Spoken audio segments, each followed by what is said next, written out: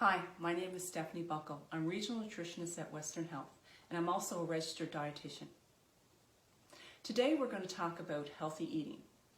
The two topics I'm going to cover are meal planning in 4 steps and also basic food shelf. What that means is foods to have on hand at all times to help you and your family make healthy choices. So before we get started, I just want to let you know that this session is part of a series that Western Health has been offering. You can find other sessions on different health topics on Western Health's Facebook page and as well on Western Health's YouTube page. So let's get started. When we think about basic food shelf, we're going to break it down into the different food categories. So the first one I'm going to talk about is vegetables and fruit. So when we think about what types of vegetables and fruit to have on hand at all times, fresh, frozen, and canned are all great options. So let's talk about frozen first. Frozen is definitely a great option because there is definitely less food wastage. You use what you need and then the rest can be put back in the freezer. When we think about canned vegetables and fruit, low sodium and low sugar options are always a great choice, and we want to definitely have things on hand such as canned tomatoes, pasta sauce. We definitely have some canned fruits on hand as well. You can think about other canned vegetables that you might want to just quickly add to meals. All of these are great things to have on hand. Dried fruit is also a great option to have on hand when it comes to fruits and vegetable options. They always make a quick and easy snack. You might add them to meals. Those are things that you want to be thinking about when it comes to fruit and vegetables to have on hand at all times. Now we're just going to move into protein foods. So when we think about protein foods, let's talk about what we want to put in the freezer first. So in the freezer, we might want to have options such as game meat, beef, chicken, fish. All of these are great options. You might want to freeze it into individual portions so that you take what you need and you cook what you need. That's always a great thing to be doing. Then we want to look at things such as like plant-based proteins. So when you think about beans, lentils, chickpeas, all of these are great options. You can get these canned. They're available in low sodium option. If you can't find them in so low sodium option, you can always drain them and rinse them, and that will help kind of decrease the sodium. And then we have things like your nut butters. You have peanut butter, almond butter. All of these are good things to have on hand to make sure you always have a protein option for meal and snacks. Now we'll move into whole grains. So whole grains would be things such as your pastas, your cereals, your breads. Having a whole grain is probably your best option when it comes to making those choices. Having your bread, you can have that frozen. You can have your bread available for you. Just take out pieces at a time, and then of course you have your crackers, and you might have your pastas that again are great options for making quick and easy meals. Then we have things such as your spices and your oils and your vinegar and other things that you would need for baking options and whatever. So things such as, you have flour here, so flour, sugar, baking soda, baking powder, those type of things are always great to have on hand because sometimes they're needed in, your meal preparation.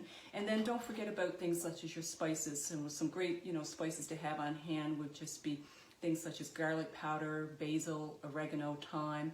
And again, there's so many options when it comes to spices. It really depends on your own preference and kind of the meals that you're making for your family.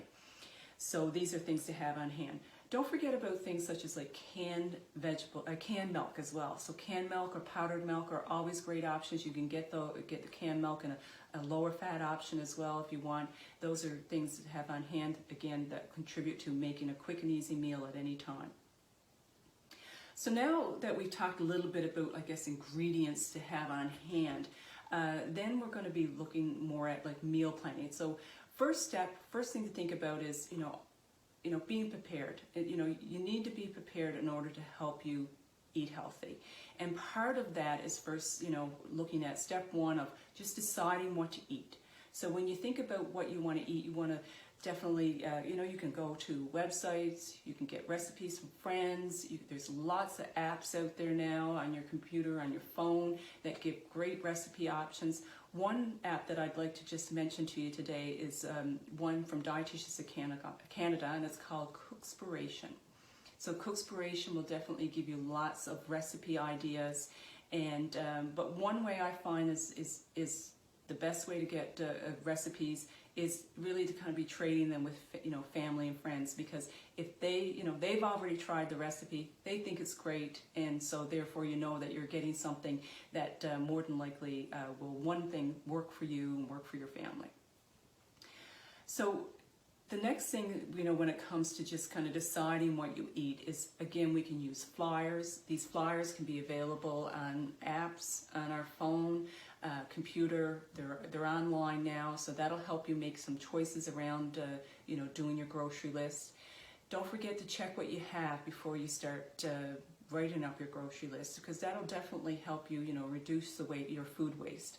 So checking your freezer, checking your refrigerator, your pantry, all of those things to make sure what you have on hand, so that you're not overbuying and you're definitely reducing waste. Now we're into making our grocery list. Some people now prefer to have their grocery list on their phone. There's a note section that you can do that, or there's lots of different apps where you can definitely write up a great grocery list. Or you can just go with a plain piece of paper, whatever works for you. So when you think about grocery lists, writing down what you need based on the recipes that you've chosen, the meals that you've chosen to have for the week or for the 2 weeks, however long you do your grocery list for.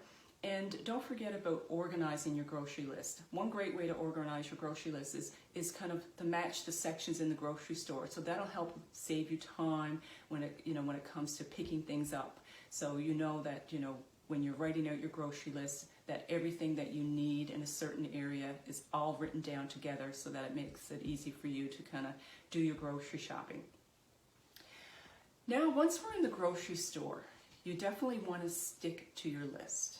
And some of that is about, again, reducing food waste. We don't want to buy more than what we've planned to make for that week or for the 2 weeks. And then you want to cut down on impulse buying. So having that list will definitely do that. And of course, saving time and money. So the list will definitely help you get in the store, pick up the things you need, and then, definitely move on with getting out of the store. So now when it comes to starting cooking, so we're home and we want to start cooking. And we already have our meal plan. We have our ideas of what we're having for the week.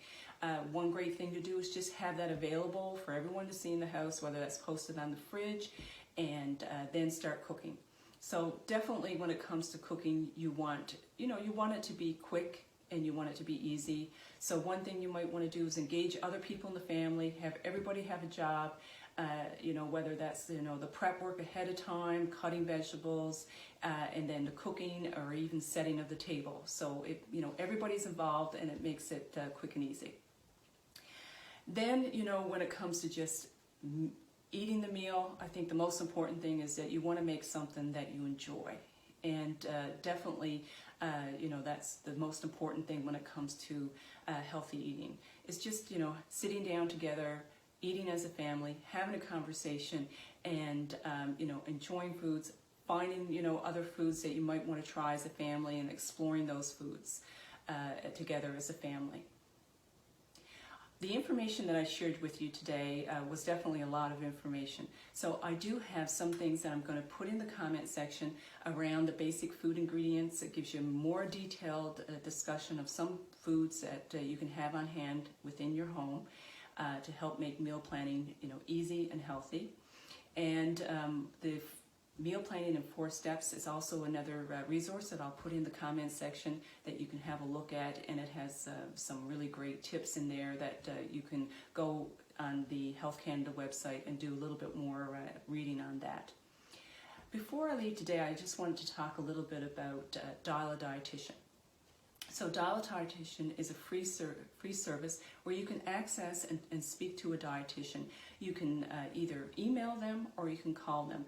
And that information again is going to go in the comment section, and you can have a look at that, so that, you know, if you have any questions about healthy eating and you want to explore that a little bit further, you can speak to a registered dietitian.